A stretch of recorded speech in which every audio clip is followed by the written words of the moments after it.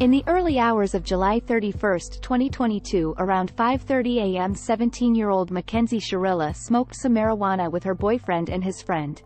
After smoking, they all got into Mackenzie's car and traveled along the streets of Strongsville, Ohio, which is around 20 miles south of Cleveland, Ohio.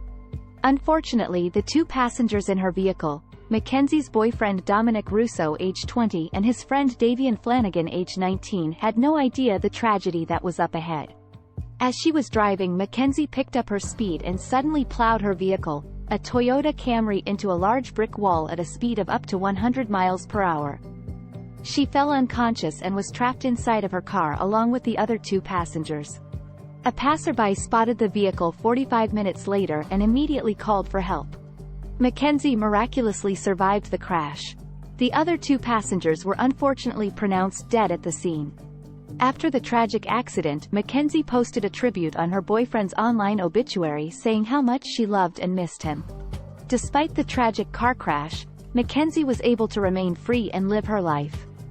On November 4, 2022, she was arrested and charged with murder, aggravated vehicular homicide, and felonious assault. Prosecution stated in court that 2 weeks prior to the crash, Mackenzie and her boyfriend Dominic had an argument while she was driving and that she had threatened to crash the car. He called his mother to pick him up, but instead a friend had come to pick him up and overheard Mackenzie threatening to crash her car while Dominic was inside. Dominic's family and friends told the court their romance was tumultuous and had become very volatile in the weeks before the crash. Mackenzie repeatedly degraded and threatened Dominic.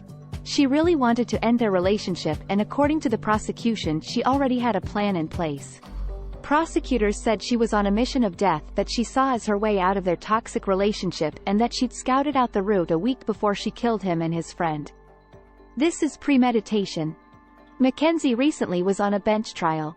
A bench trial is a type of trial that does not involve a jury but is instead conducted by the judge alone, in which the judge both decides the facts of the case and applies the law. Her actions were controlled, methodical, deliberate, intentional, and purposeful. This was not reckless driving. This was murder.